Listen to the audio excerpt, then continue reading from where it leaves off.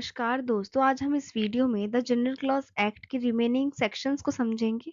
अगर आपने पार्ट 1 नहीं देखा तो सबसे पहले आप जाके वो देख लीजिए। उसमें इंटरप्रिटेशन क्लॉज यानी कि डेफिनेशंस को डिस्कस किया गया है। तो आइए शुरू करते हैं।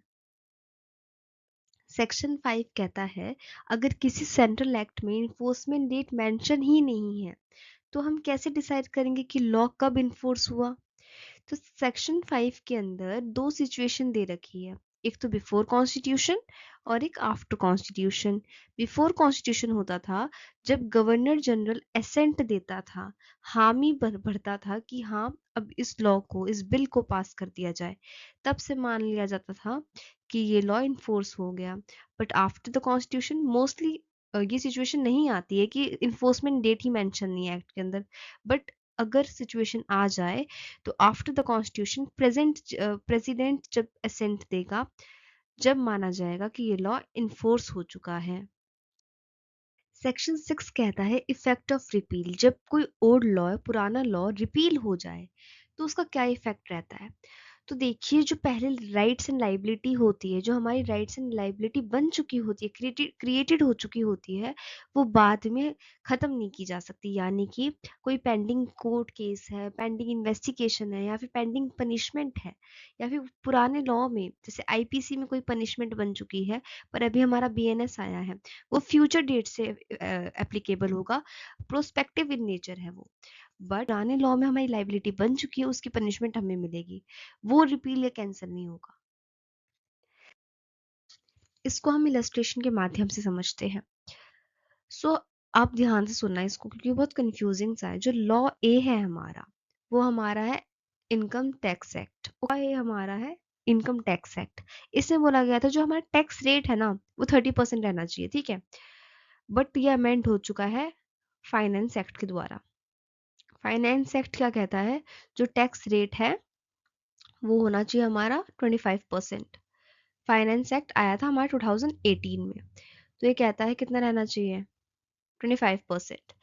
तो अगर इन फ्यूचर हमारा फाइनेंस एक्ट रिपील हो जाता है, कैंसिल हो जाता है, बट ये जो अमेंड हो चुका है ना लॉ बी द्वारा, 25% रहना चाहिए हमारा टैक्स रेट, वो इन फ्यूचर भी 25% रहेगा। ये चीज़ है इसमें बस, ठीक है। अब समझेंगे सेक्शन 7 को। सेक्शन 7 कहता है revival of a repeal law. यानी कि अगर गवर्नमेंट चाहे तो पुराने लॉ को फिर से रिवाइव, फिर से इन्फोर्स करा सकती है। बट उनको क्लियरली स्टेट करना पड़ेगा, क्लियरली मेंशन करना पड़ेगा, या तो न्यू एक्ट में या फिर ऑफिशियल गैजेट में नोटिफाई करवाना पड़ेगा। जो पुराना एक्ट, जो पुराना लॉ या फिर एक्ट है, वो फिर से री करवाना चाहते हैं हम। Section 8 references to repealed law. इसको हम इलस्ट्रेशन के माध्यम से समझते हैं। इंडियन पिनल कोड का सेक्शन 377 कहता है, 2018 से पहले कहता था, जो सेम सेक्स रिलेशनशिप्स है, यानी कि स्त्री के बीच में संबंध होता है, पुरुष और पुरुष के बीच में संबंध होता है, वैसे संबंध बनाना क्रिमिनलाइज्ड है, पनिशेबल है। बट 2018 के बाद सेम सेक्स रिलेशनशिप्स को डिक्रिमिनलाइज कर दिया गया, उसको पनिशेबल नहीं माना जाता।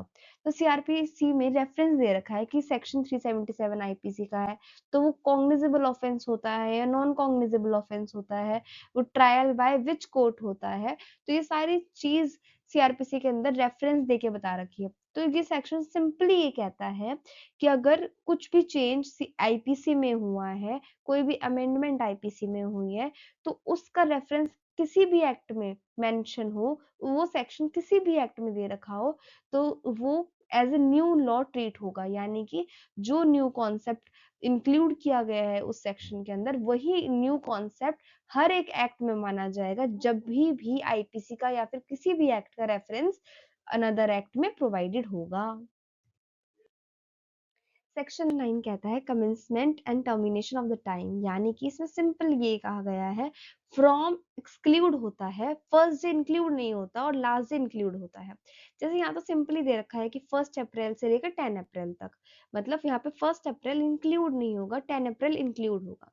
अगर हमें 10 डेज बोला जाता, कभी लॉ में हमें बोला है कि आपके पास 10 डेज का टाइम पीरियड है या फिर 15 डेज का टाइम पीरियड है कि आप अपना लीगल नोटिस सबमिट कर दो दूसरी पार्टी को, तो वो फर्स्ट जब हमें सूचित किया गया कि हमें 10 दिन के भीतर या 15 दिन के भीतर हमें ये नोटिस देना है, तो फर्स्ट डे जिस दिन हमें नोटिफिकेशन मिली वो दिन एक्सक्लूड हो जाएगा। 10 कंप्यूटेशन ऑफ टाइम, यानी कि आपका जो लास्ट डे ऑफ राइट है, यानी कि आपका right to file an appeal 15 अगस्त को खत्म हो रहा है, कि मतलब यानी कि आप 15 अगस्त तक ही अपील फाइल कर सकते थे। तो उस दिन हॉलीडे की वजह से आपको एक दिन का एक्सटेंशन मिल जाता है, आप 16 अगस्त को नेक्स्ट डे को फाइल कर सकते हो अपनी अपील। 11 बात करता है मेजरमेंट ऑफ डिस्टेंस की, कि हम डिस्टेंस कैसे मेजर करेंगे। कभी हमारा क्राइम स्पॉट हमें मेजर करना हो इन्वेस्टिगेशन के दौरान, तो हमें उसको कैसे मेजर करना है। लॉ दिया गया स्ट्रेट लाइन रूट लॉ, इसमें क्या होता है, हम मेजर करते हैं बिटवीन टू, इसमें हम कैसे मेजर करते हैं, तो इसमें हम कैसे मेजर करते हैं, लोकेशन प्रॉपरली हो, यूनिफॉर्मली हो, तो हमें एक लॉ दिया गया स्ट्रेट लाइन रूट लॉ। इसमें क्या होता है, हम इसमें कैसे इन्वेस्टिगेट करते हैं, जैसे कि एक शॉप है और एक स्कूल है, इन दोनों के बीच का डिस्टेंस 90 मीटर है, तो यहाँ पे हमारा क्राइम स्पॉट है, हमारा यहाँ पे क्राइम अकर हुआ है। तो पर एक्चुअल रोड डिस्टेंस हमारा 150 है, बट अगर हम स्ट्रेट लाइन में मेजर करें तो स्कूल से लेकर शॉप तक जो हमारा रोड डिस्टेंस है वो 90 मीटर का है। तो हमें इस तरीके से स्ट्रेट लाइन रूट रूल लगा के हमें मेजर करना है, हमें इन्वेस्टिगेशन करनी है, ताकि यूनिफॉर्मली प्रोसीजर को फॉलो किया जाए। 12 बोलता है कि ड्यूटी यानी कि जो टैक्स है वो स्पेसिफिक क्वांटिटी पे लगेगा, यानी कि हमें लॉ के अंदर बता रखा है कि इतनी क्वांटिटी पे इतना टैक्स लगेगा, बट उस क्वांटिटी से, फॉर एग्जाम्पल अगर बट उस क्वांटिटी से कम ज्यादा हुआ तो वो प्रोपोर्शनली टैक्स लगाएंगे, यानी कि 1 केजी पे हमें 10 रुपए टैक्स लग रहा है, तो 500 ग्राम पे हमें 5 रुपए टैक्स लगेगा।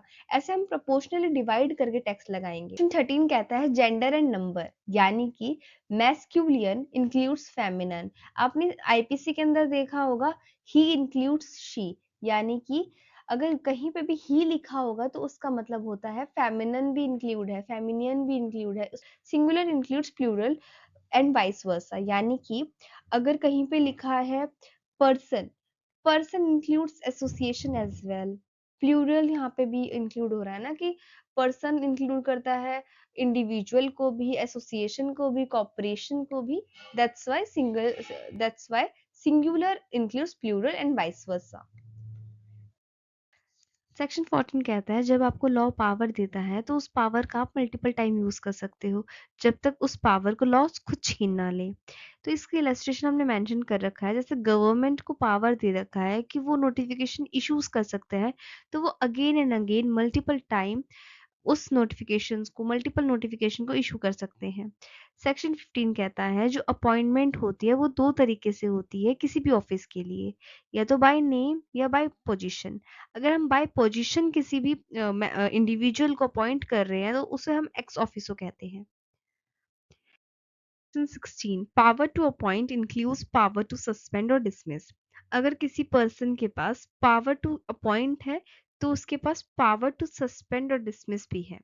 सेक्शन 17 कहता है सब्स्टिट्यूशन ऑफ फंक्शनरीज, यानी कि जो लॉ है वो ऑफिसर्स के टाइटल को पावर देता है rather than the individuals name, यानी कि जो ऑफिस है वो ऑफिसर के टाइटल से जाना जाता है, ना कि किसी इंडिविजुअल के नाम से।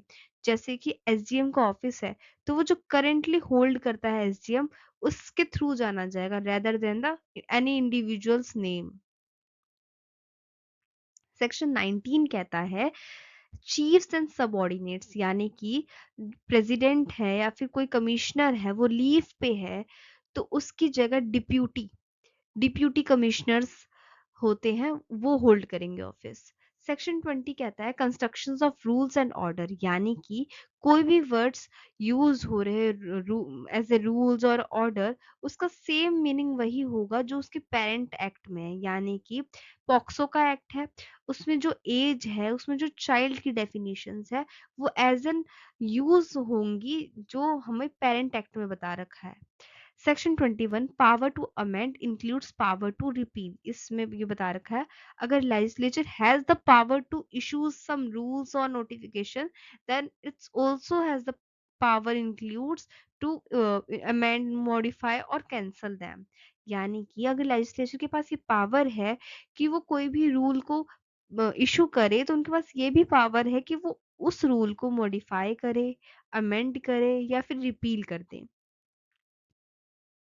सेक्शन 22 कहता है the rule making power can be used, यानी कि जो लेजिस्लेचर की पावर है कि वो रूल्स बना सकते हैं, वो यूज कर सकते हैं अपनी पावर का लॉ इन्फोर्समेंट, यानी कि एक्ट के इन्फोर्समेंट होने से पहले भी। यानी कि उन्होंने काफी सारे लॉज बनाए हैं, काफी सारे रूल्स बनाए हैं, वो उनको इन्फोर्स में, वो उनको एक्ट में डालने हैं नहीं डालने हैं वो उनके ऊपर है, पर वो लॉज बना सकते हैं, रूल्स बना सकते हैं, उनके पास पावर है। बट वो इफेक्ट में जब भी आएंगे जब वो एक्ट में लिख रखा होगा। ये बहुत फालतू सेक्शन है, इसमें कुछ नहीं है, बस इसमें ये चीज बता रखी है कि लेजिस्लेचर के पास पावर है कि वो बहुत सारे रूल्स बना सकते हैं, बट इन्फोर्स वो तभी होंगे जब वो एक्ट के अंदर मेंशन होंगे। बस इतनी सी बात है इसमें। सेक्शन 23 कहता है किसी भी एक्ट को, किसी भी रूल को पब्लिश करवाने से पहले आपको 3 चीजें ध्यान में रखनी है: publish draft, give time for public comments, consider objections. यानी कि आपको पब्लिश करना है ड्राफ्ट, पब्लिक कमेंट्स का वेट करना है, पब्लिक कमेंट्स को एनालाइज करना है, ऑब्जेक्शन को ध्यान में रखते हुए ही आपको लॉ इन्फोर्स करवाना है। सेक्शन 24 कहता है continuation of orders after reenact, यानी कि कोई भी लॉ रिपील होने के बाद फिर से रीइनेक्ट होता है तो वैसे लॉज न्यू एक्ट के कॉन्फ्लिक्ट में नहीं आने चाहिए।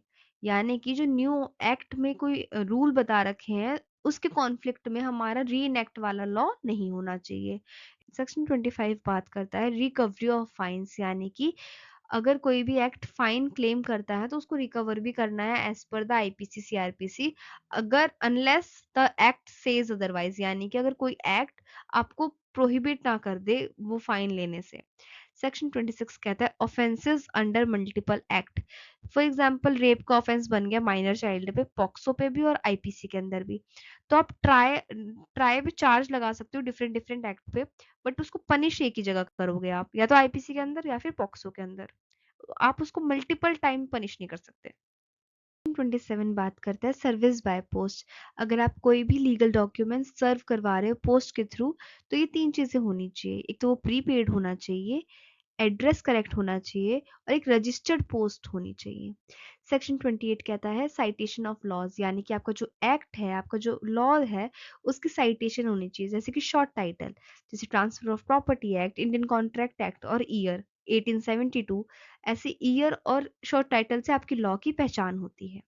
सेक्शन 29 अपने आप को सेव करते हुए ये कहता है कि जो जनरल क्लॉज एक्ट से पहले के एक्ट्स हैं, अगर उसमें किसी भी टर्म का मतलब दे रखा है तो वो अभी भी वैलिड है। ये नहीं है कि जनरल क्लॉज एक्ट में कुछ और टर्म्स मेंशन हो गए हैं, इस वजह से उस पुराने एक्ट में जो टर्म्स दे रखे हैं उनकी कोई वैलिडेशन नहीं है।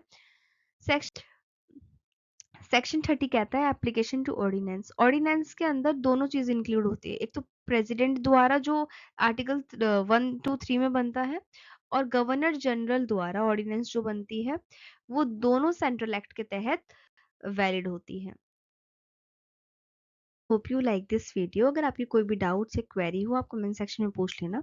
अगर आप चाहते हैं मैं और भी ऐसी इन्फॉर्मेटिव वीडियो बनाऊं तो आप टॉपिक सजेस्ट कर देना। Thank you.